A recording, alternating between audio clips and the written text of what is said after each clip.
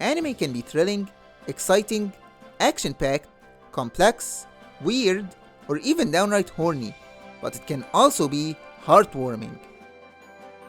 Unless you're in the southern hemisphere, you're probably in the middle of winter right now, and that's the perfect time for some nice, soothing, relaxing, heartwarming anime. Sometimes, just watching cute anime girls doing cute anime things can be the perfect medicine for the soul, and today, we're going to go through some heartwarming anime that's perfect to enjoy under a blanket with a nice hot beverage in hand. So without further ado, here we go! First up, Tanaka-kun is Always Listless is an anime about Tanaka, a high school student who's known for one thing, being listless. Tanaka's known for his inattentiveness, and he has the special ability of being able to sleep almost anywhere. In other words, a lazy piece of like me. Tanaka's greatest wish is for each day to pass by as uneventful as the last. Of course, a being like that has no way to survive on his own, and luckily for Tanaka, he's accompanied by Ota, the anti-Tanaka. He's a very capable, serious, and responsible person who always takes care of Tanaka. He always carries him around like a handbag to his classes and takes care of almost everything for him. However, Ota has one weakness: sweets. Tanaka-kun is Always Listless may seem like a boring, uneventful anime. Hell, even the protagonist doesn't want to do anything at all. But that's its charm. It's a chill, laid-back anime that's just perfect for those winter nights where you just don't want to do anything. Even its art has this relaxing, soothing quality that just puts you at ease when you see it. And its voice actors really nail each character.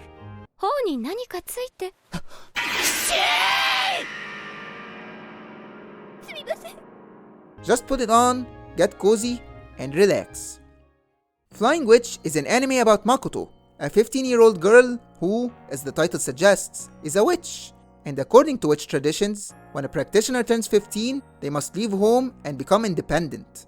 Makoto, along with her companion and familiar Chito, a black cat, go to Aomori, a region preferred by witches for its abundance of nature and affinity with magic. Luckily for Makoto, she has relatives living in Aomori, so she moves in with them, and from there on, we follow Makoto's journey to learn witchcraft, getting along with her cousins, and enjoying her high school life.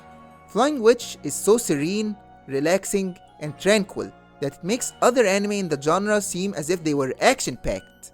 We just follow them do mundane activities, but with a touch of magic added to it, like planting a mandrake, or visiting a secret, magical, Ghibli-esque cafe that serves all sorts of clientele.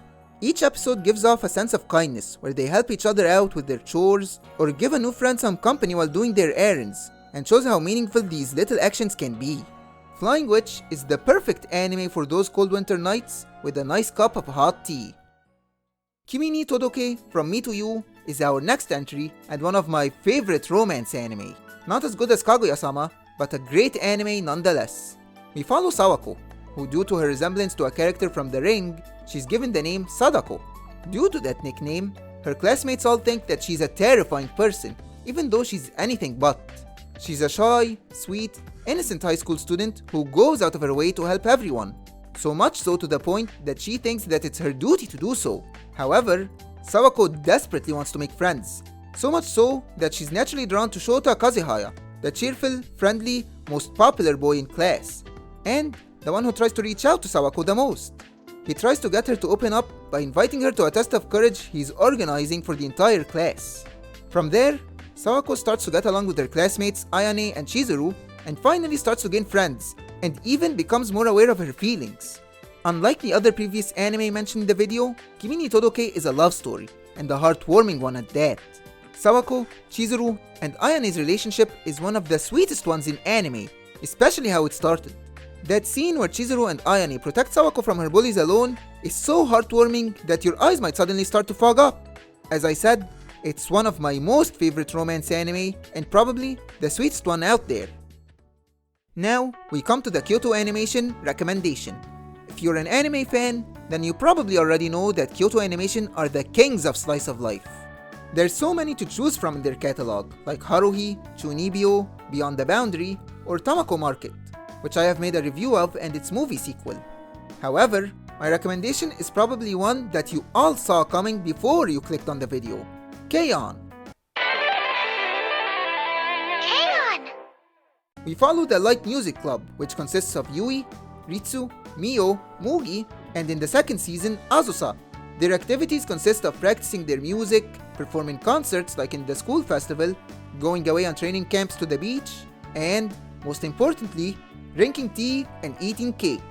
Even though it's an anime centered around music, and don't get me wrong, it has some catchy tunes, but its main draw is just how silly it is. There's nothing serious about K-On! And that's its biggest selling point for me. It's just a nice, relaxing anime about cute girls doing cute things. In fact, it's the epitome of cute girls doing cute things. Or at least, it was.